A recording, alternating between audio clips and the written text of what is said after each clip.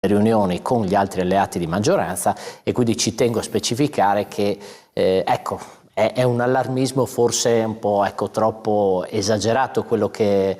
più che altro è un suggerimento che io credo anche noi come gruppo regionale abbiamo ribadito. Ecco, tuttavia non ci trovo tutta questa necessità di creare un caso su una vicenda sulla quale, ripeto, ci sono delle interlocuzioni tra alleati, c'è un primo disegno di legge che verrà sicuramente implementato nelle prossime settimane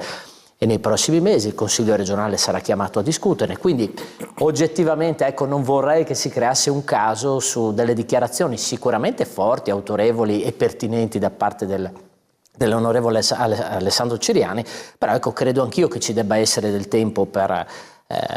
approvare, discutere e condividere questa riforma. Magari ecco, il mio parere è diverso rispetto a quello del coinvolgimento dei comuni, insomma c'è anche un tema giuridico su questo che credo anche il collega Moretuzzo ci tenga a sottolineare, ecco, però ci trovo un allarmismo, ecco, un caso che forse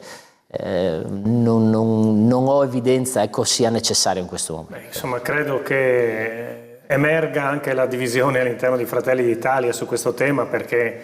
è vero che Alessandro Ciriani non fa parte del Consiglio regionale, è altrettanto vero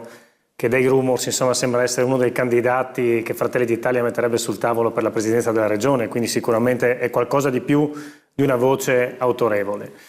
Al netto di questo io credo che molte delle considerazioni che ha fatto siano condivisibili, perché oggettivamente oggi la bozza insomma, che è stata